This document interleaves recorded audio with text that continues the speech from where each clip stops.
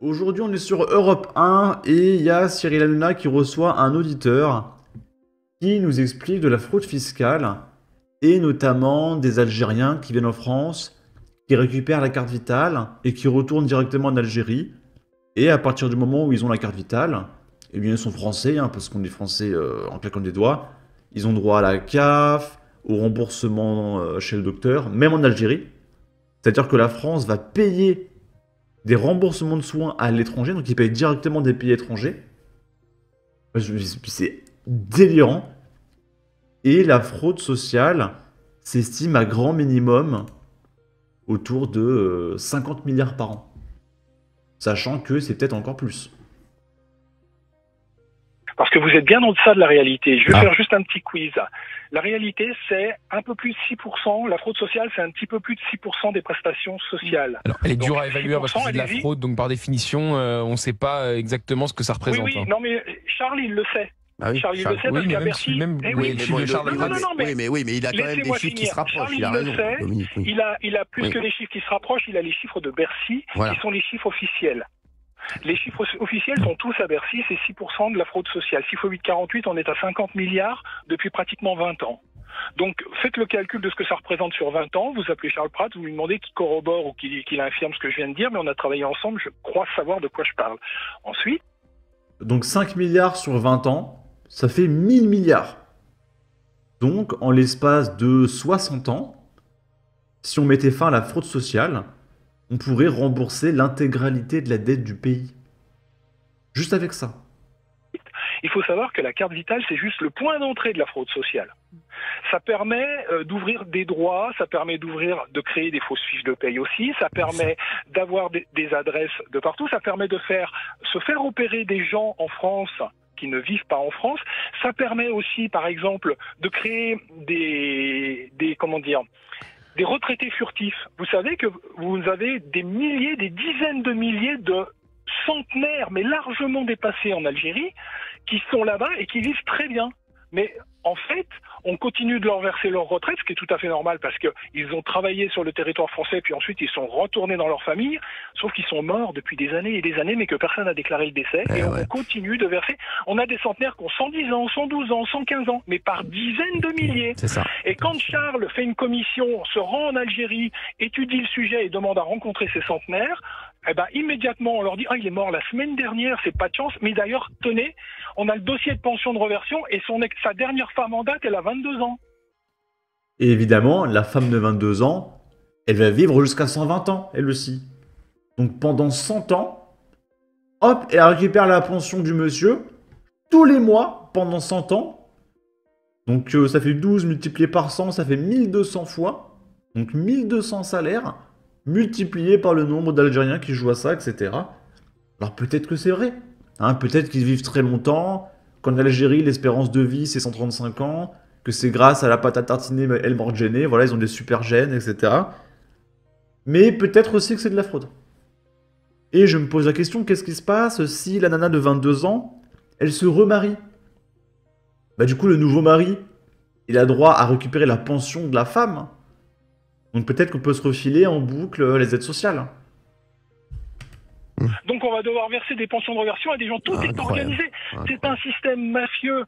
C'est un système absolument mafieux. Alors maintenant, il faut se pencher sur les vrais chiffres. Mais maintenant, voilà, on connaît le comment. Charles sait comment résoudre ce problème très rapidement. Oui.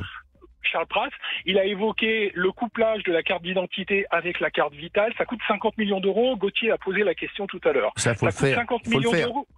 Bien sûr, c'est rien. 50 millions d'euros, c'est que dalle. Il faut le faire. Mais maintenant, posons-nous la question du pourquoi est-ce que ça ne sort pas. Ben moi, je vais vous donner la question. C'est un scoop. Écoutez bien, chers amis d'Europe 1. Je vais vous poser la question et je vais vous donner la réponse à la vraie question du pourquoi.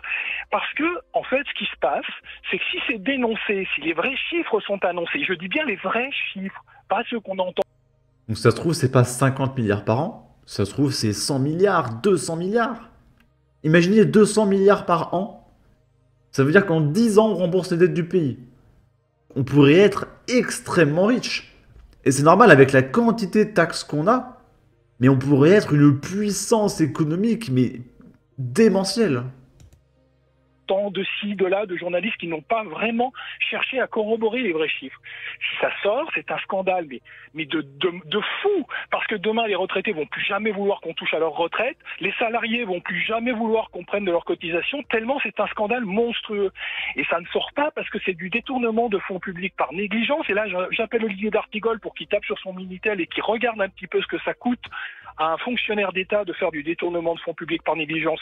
C'est très cher. Et qui seraient les responsables de ce détournement de fonds publics par négligence? Olivier Véran, Agnès Buzyn, Roselyne Bachelot, Marisol Touraine, l'excellentissime assureur Xavier Bertrand et tant d'autres. Parce qu'on pourrait même dire qu'on a jeté un pavé dans le maire, parce que Bruno Le Maire pourrait être devant les tribunaux pour détournement de fonds publics par négligence, parce qu'ils le savent tous, mais ils achètent une forme de paix sociale ici, ils achètent une repentance là-bas, et du coup, on ne dit rien. Mais en off, ils sont capables de vous le dire. Ouais, mais tu comprends, si jamais on fait quelque chose, on sait, ça nous coûte 50 milliards par an, mais ça permet de faire oublier une certaine guerre, ça permet de mettre de l'huile dans les rouages avec certains accords internationaux qu'on peut avoir avec ces pays. Voilà la réalité. Mais c'est incroyable. Parce que vous êtes... Donc on met ça sous le tapis, personne n'en parle, personne n'en saura jamais rien, et on laisse ça au prochain président du prochain quinquennat. Après, ça ne nous regarde plus. Et voilà, ça va sous le tapis, mais il faut payer tout ça. Et comment on paye 50, 100, 200 milliards par an? C'est impossible. Alors voilà ce qui se passe, c'est ce qui arrive depuis quelques mois maintenant. Là, il y a un saccage social.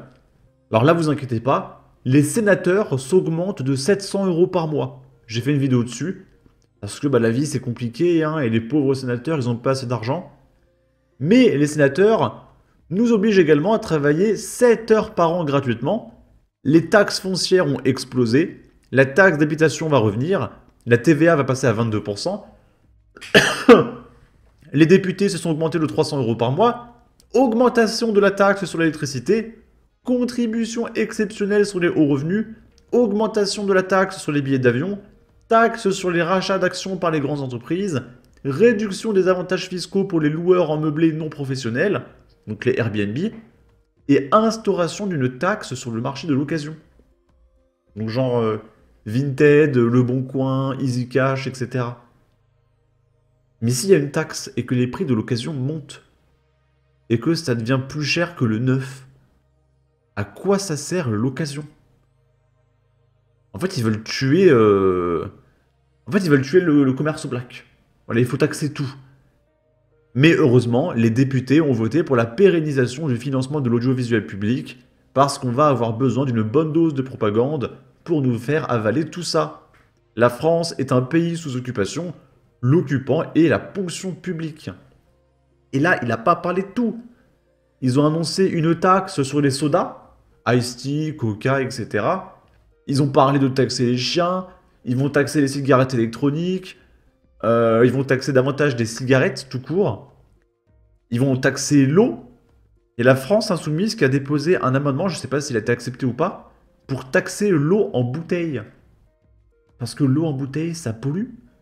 Il faut faire du plastique. Alors que tout le monde pourrait boire de l'eau du robinet. Donc on va taxer l'eau en bouteille. Il y a plein de taxes tout le temps.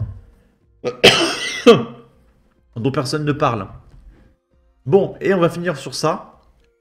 Donc avec tout ce qu'on a vu depuis tout à l'heure, on va encore voir une publicité de titrefrançais.fr. Donc on a fait une vidéo dessus. C'est un site qui aide les étrangers à obtenir leur nationalité française le plus vite possible, à se faire retirer leur OQTF, etc. Et il y a tout un business autour de ça. Je vais mettre un filtre dans le doute. Tu es immigré en France? Un programme d'accompagnement a spécialement été créé pour toi en 2024. Je te montre. Ça se passe sur titredeséjour.fr. Naturalisation, titre de séjour, regroupement familial, ils sont à tes côtés à chaque étape pour que tous tes droits soient respectés et que tu sois soutenu tout au long du processus. Titredeséjour.fr pour vivre et travailler en toute légalité en France. Mais c'est complètement dingue. Hey, t'es sous OQTF, t'as pas tes papiers. Appelle au 81212, on va s'occuper de tout. Mais... Et ce spot publicitaire, il est financé par nos impôts et tout, hein. C'est complètement dingue. Est-ce qu'en Algérie, il y a des spots publicitaires pour t'expliquer comment avoir tes papiers algériens en 2 jours? Ça n'existe que en France, hein. Dans le monde entier, il n'y a que la France qui finance des spots publicitaires pour accueillir n'importe qui, lui donner des papiers, lui retirer ses OQTF, etc. Donc si la vidéo vous intéresse, je vous mettrai le lien en description de la vidéo et en commentaire. Publicité payée par nos impôts pour naturaliser les clandestins et retirer les OQTF des criminels. Et en miniature, j'ai écrit sous OQTF, appel au 8-12-12. Et sans déconner, il y a plein de spots publicitaires de ça. C'est complètement délirant. Sur ce, n'hésitez pas à donner votre avis, votre opinion, à partager, liker, commenter, ça aidera au référencement de la vidéo sur YouTube. Abonnez-vous, suivez-moi sur Twitter, prenez soin de vous, salut!